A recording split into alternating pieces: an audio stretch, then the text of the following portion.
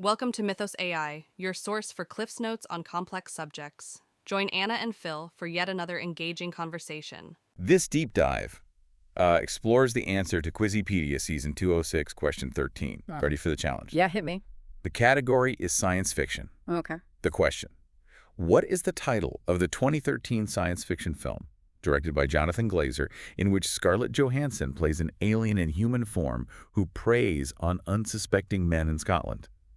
The film is known for its haunting visuals, sparse dialogue, and exploration of identity and humanity. The answer, of course, is Under the Skin. Precisely. Right. And this film, directed by Jonathan Glazer, is anything but your typical science fiction thriller.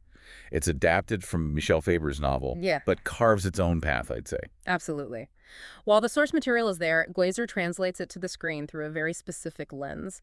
The haunting visuals, the minimalist dialogue, the unsettling atmosphere, these are all very deliberate choices that contribute to the film's unique exploration of identity, humanity, and what it means to exist in an alien world, both literally and figuratively. For those unfamiliar, let's start with the basic premise. The film centers around this unnamed alien, played by Scarlett Johansson, who adopts a human guise and travels through Scotland in a van, picking up men. A van. Yes.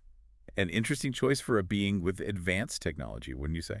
It speaks volumes about the director's choices here. This isn't a flashy, high-tech invasion we often see in science fiction. It's subtle, almost mundane, which makes it all the more unsettling. She blends into the everyday landscape, preying on the seemingly ordinary desires of the men she encounters. Okay, where does she take them? She lures them back to this strange, almost nondescript house. Okay. But within this house lies something far more sinister. A black, liquid void. It's here that the men disappear.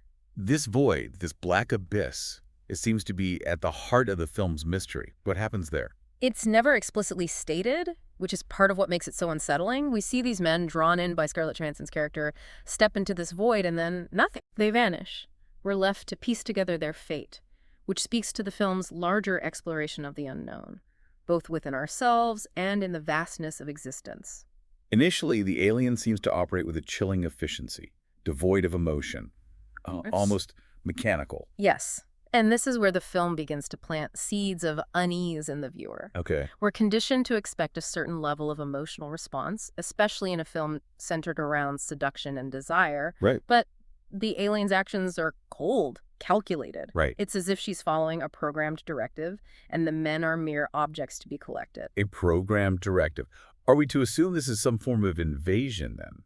Not in the traditional sense. Okay. The film deliberately leaves her motives, her origins, largely ambiguous. We don't get grand pronouncements of conquest or colonization. Right. This void, this disappearance, is the only clue we have. Okay. It forces us to question our assumptions about alien encounters. Are they here to conquer? To study us? Yeah. Or is there something else at play? Something we can't even begin to comprehend? This ambiguity, this sense of the unknown, it seems key to the film's overall effect. Precisely. It creates a constant tension, a sense of unease that permeates every frame. We're left to grapple with the same questions and uncertainties as the characters on screen. But this cold efficiency, this detachment, doesn't last, does it? No. And this is where Under the Skin truly takes a fascinating turn. Okay. There's a pivotal scene where the alien encounters a man with facial deformities. Unlike her previous encounters, she hesitates. What is it about this encounter that makes her hesitate? That's the question the film asks us to consider. On the surface, he deviates from what we might consider conventionally attractive. Right. Yet, it's in this moment that something shifts within the alien. Okay. She sees him, truly sees him. Perhaps for the first time, she sees someone different, and it sparks something akin to empathy. Interesting. A flicker of recognition that disrupts her programmed behavior. This yearning for connection manifests itself in unsettling ways. She attempts to, mimic human behavior, understand these nuances of attraction and desire, Okay. intimacy. But these attempts are inherently flawed, aren't they? Yeah. She's an outsider looking in, trying to decipher a language she doesn't fully understand. Exactly. Her attempts at connection, at intimacy, are often, well, they're clumsy. Yeah. Awkward, even disturbing. Right. She becomes a dark parody of human interaction, highlighting the strangeness, the inherent absurdity of our rituals and routines. And this is where Scarlett Johansson's performance becomes even more crucial, I imagine, conveying that sense of otherness, of something not quite human lurking beneath the surface. Absolutely. It's a remarkable performance precisely because she has to convey so much with so little. The film relies heavily on nonverbal communication. Her glances, her movement, Right. the subtle shifts in her expression. She embodies this alien presence trapped within a human form, her awkward attempts at blending and only serving to highlight her isolation. We've talked about the film's exploration of identity, but it seems like there's also a strong element of social commentary here. The alien's perspective as an outsider, her observations of human behavior, Right.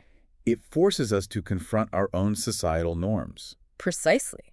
The film doesn't shy away from the darker aspects of human nature, our capacity for cruelty, Sure. our objectification of others, Yeah. the often transactional nature of our relationships. By viewing these behaviors through the alien's eyes, we're forced to confront their unsettling reality.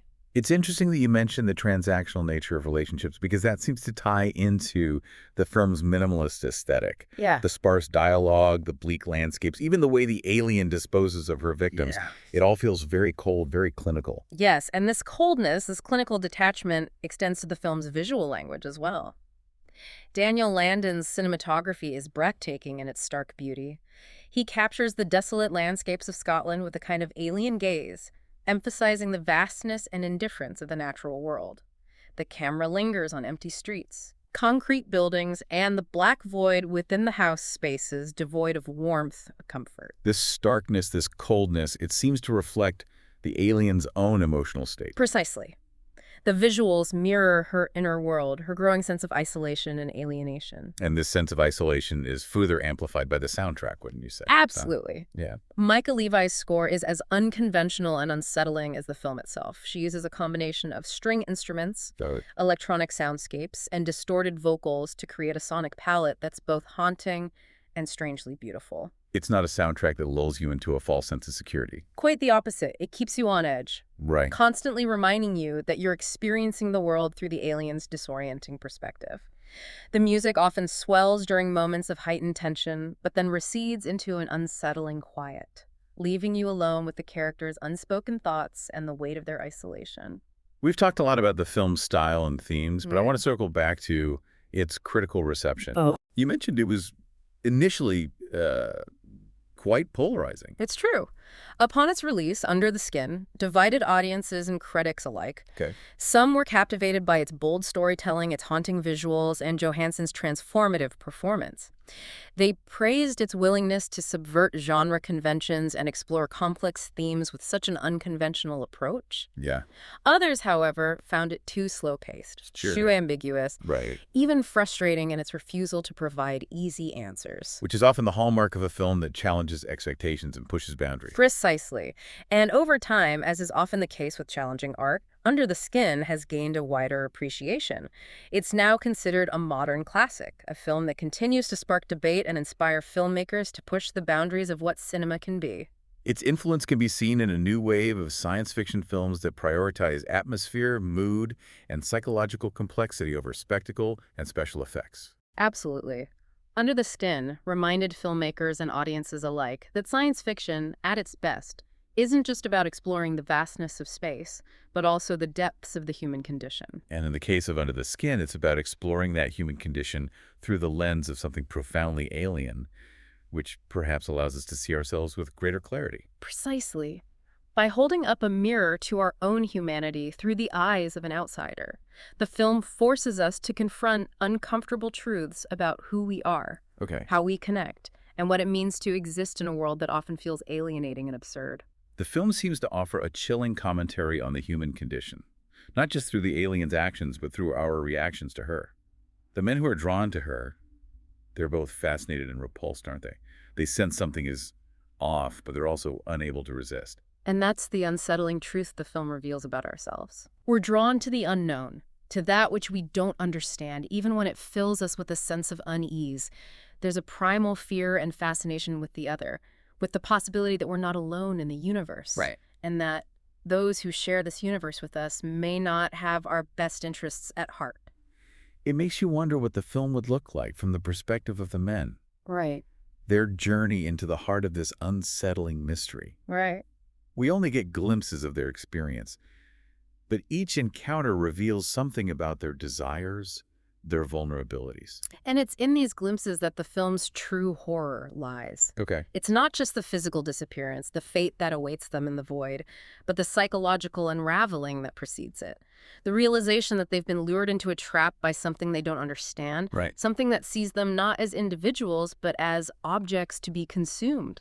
It's a stark reminder that sometimes the most terrifying monsters are the ones we create ourselves or the ones we willingly choose to ignore. Precisely. And that choice, that willful ignorance, is often driven by our own desires, our loneliness, our desperate need for connection, even if it comes at a terrible cost. And this exploration of desire, loneliness, and the human need for connection, Right. it's something that Michel Faber delves into even deeper in his novel, isn't it? Absolutely. The novel provides a more detailed backstory for the alien, whom we learn is named Isserly. Okay. We're given access to her thoughts, her motivations, which are initially driven by a cold, almost anthropological curiosity. Right. It's there to observe, to study, Yeah. and ultimately to harvest.